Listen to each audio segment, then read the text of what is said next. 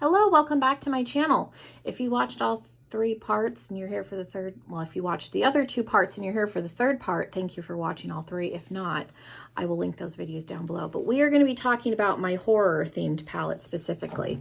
The last one I did was actual Halloween palettes. I did fall-esque palettes. So this is the actual like horror movie stack. So if you want to see what horror movie themed makeup, it's mostly eyeshadow palettes. I didn't pull out my blush palette, but if you want to see my horror themed eyeshadow palettes, then just keep on watching.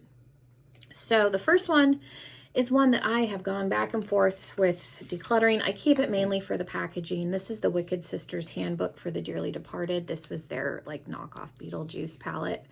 I do like the color story. It doesn't scream Beetlejuice to me. I wish there was some greens in here. I don't like the pressed glitters that are in here. And it's not that I like glitter. I think these glitters are too dark and they don't reflect enough. So I don't like the glitters that are in here, but I've never turned out a look that I didn't like using this. It's very grungy. The formula's fine. It's just I've never purchased anything else from the brand just because it's not my favorite palette. One from Glamlite, and this is newer. I did get the Chucky palette, and I'm hoping to pick up the Scream one that comes out at the end of the month. But this is a color story. Very, very dark and smoky. I think it goes perfectly with the theme. I have, let's do Dark and Glam Beauty together because I have two palettes from them.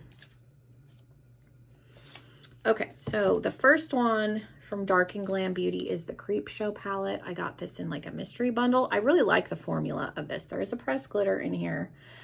I get on better with this pressed glitter than I do the ones from Wicked Sisters. It's just the type of glitter. This is more reflective.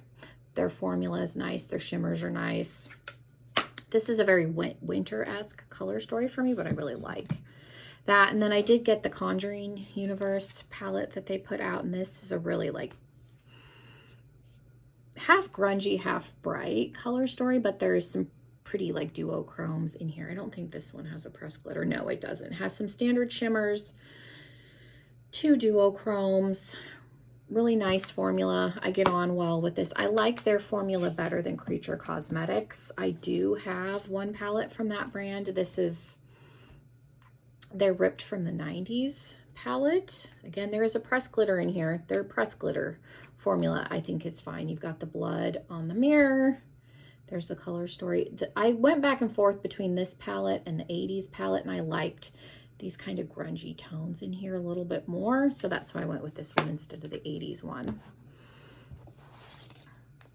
I have two from Melt. I have both of the Beetlejuice palettes. I keep them in the boxes.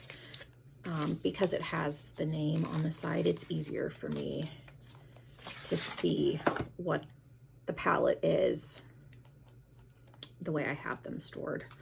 So the Waiting Room palette, let's see, they come with little inserts, is more gray and red. I liked the formula of these. I would say that I think the formula in these is a little bit different than Melt's standard formula, but I never had any issues with any of these.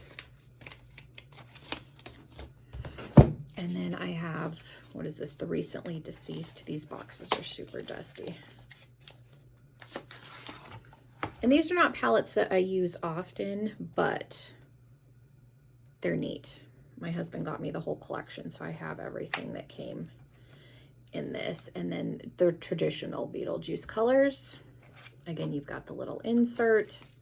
I do see these for sale on Poshmark and Mercari, so if you were interested in one, I don't know what the markup is, what people are marking them up to, but you can still get your hands on them.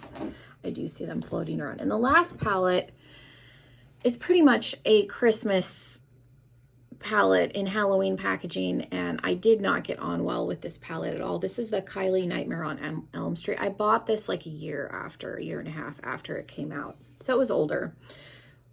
I mainly only used the green and the browns. I really wanted to do a green look. This green was absolutely terrible. One of the driest least pigmented greens. I need to use it again and use the reds and the burgundies, but this is, you could put this in Rudolph packaging and call this a Christmas palette, which I think is a little bit funny, but never tried Kylie Cosmetics before. I will keep this palette for the packaging, but it makes me not really want to ever buy another one.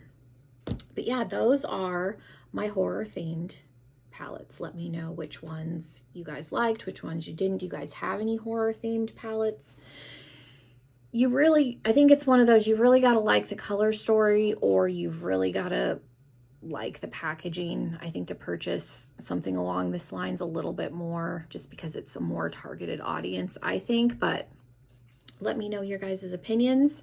Thank you guys so much for hanging out with me. Again, make sure you're subscribed if you're not already, and hopefully I will see you in another video very, very soon. Bye, everybody.